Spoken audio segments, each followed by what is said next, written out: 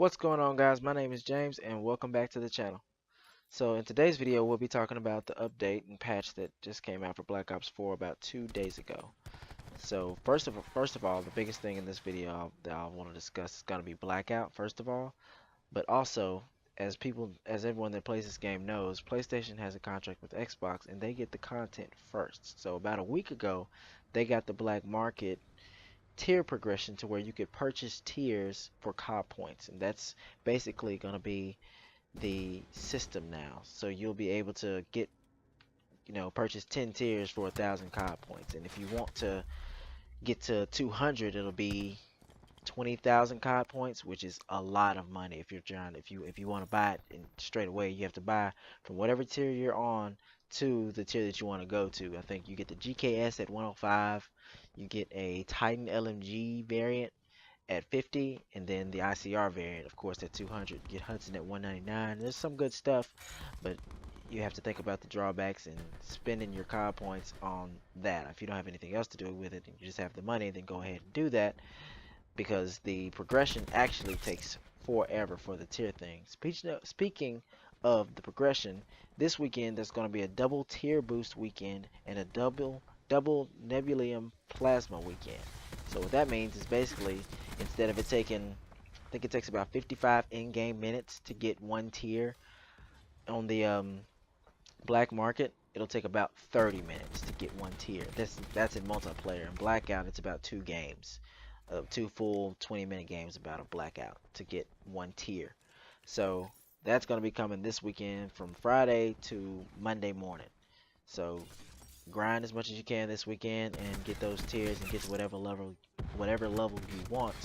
And for those players on Xbox who are now caught up with PlayStation, to be able to buy tiers, you'll be able to do that going forward, starting since the update. Now let's get into the Blackout information that they just gave us. So in the new update, they had a patch that was mainly for Blackout. There was some zombies and some multiplayer fixes, but we're really just going to cover the Blackout patches. So they added the Blightfather, and during the beta there was the Blightfather is an event. It's basically, there'll be a red pillar of light, kind of looks like the mystery box light, but it'll be a red pillar of light at any of the mystery box spawn locations, and there is the Blightfather, and it is basically a zombies boss that is super hard to beat, and you're gonna need a team to beat it. It's gonna be hard to do it in duos, hard to do it in quads with a team of 4, much let alone solo.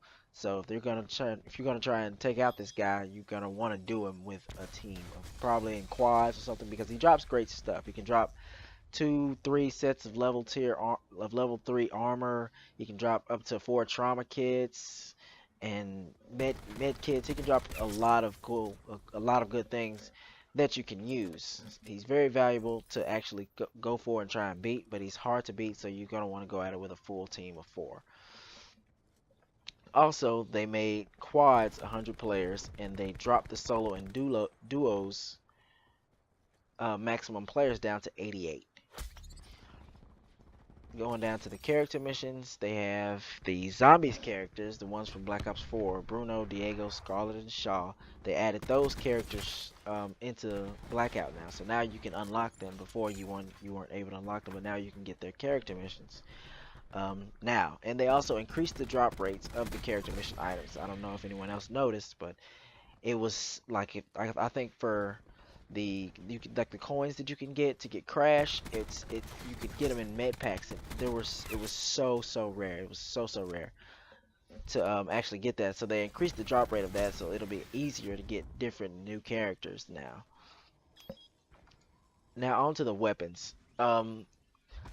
We'll start off with the submachine guns. Submachine guns get an increased muzzle velocity on all SMGs. This should provide more consistent gunfights when in SMG range, along with ensuring that SMGs perform as expected in their intended power band when compared to assault rifles in Blackout. Now, when I was playing Blackout, I never really used SMGs because, ARs are what you want to use in this mode. Submachine guns are good at the beginning of a match, but as the match continues, you really will want an assault rifle because you're going to be having a lot of long range gunfights, and you're going to need an assault rifle with a 3-time scope, a 2-time scope, something like that, and not necessarily a submachine gun. But they've increased the muzzle velocity on the submachine gun, so just in case that you're in a short range engagement and when the circle closes down and gets smaller, if you have a submachine gun, it'll perform better and like it's supposed to at that range. The Spitfire but the Spitfire itself got reduced recoil. Just letting you guys know that the Spitfire, the recoil was insane on it, and they buffed it and made the recoil way less, so it's a much better gun to use at those shorter ranges. Also, with the submachine guns getting a change, assault rifles got a change as well. The Rampart has reduced aim down sight sway and the reduced recoil, so they buffed it and made it a little bit better. I could tell when I was using the Rampart that the recoil was sort of higher than it was on multiplayer, so it seems to come down a lot more. The tactical rifles, the Auger has increased recenter speed. They slowed it down to where they make it to where when you shoot, it goes back to the center much quicker, because before it would be all over the place, and it was rarely used because at long ranges, if it's popping up every time that you shoot and it's not going right back down to what you were shooting at quicker, it made it impossible to get the shots that you need to, or to make the shots that you needed to make. So they buffed that and made it much better at range, and the Auger should be a better gun to use now. The Swordfish got a tightened spread pattern, and LMGs also got a buff.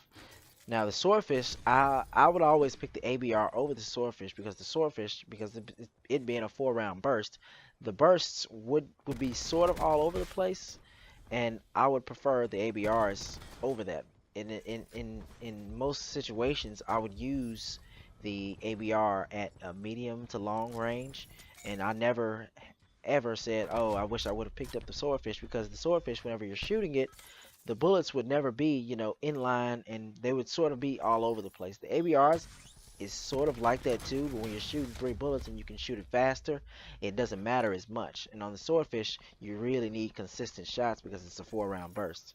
So they tightened the spread on that, so most of your shots should hit out of the 4. They shouldn't be all over the place. Also, they gave LMGs a buff too, because most people, like I said, will never use. They didn't really use subs, and they didn't really use LMGs because assault rifles are sort of the guide guns of Blackout. So LMGs got a buff to all of them. All of them got increased recenter speed, and all of them got increased recenter pattern offsets, so that you could better predict the recoil of the LMGs. Now the recoil of the LMGs isn't bad, it's hardly noticeable at all, but they gave it a buff just to make it easier for anyone to use and for it to be a more viable option to use in Blackout. They've also one of the other huge changes that they've made is they took out the 9-bang grenade. It was hugely overpowered, and it's a specialist weapon. They reduced the stack size down to 1, and now they've taken it out completely to reevaluate it, and hopefully they'll just put it in supply drops or in supply crates or something like that. But that's gonna be the end of my video. Also, look out for my best class setup videos that I'll be doing later on this week. Thank you, like, subscribe. Hope you guys enjoy.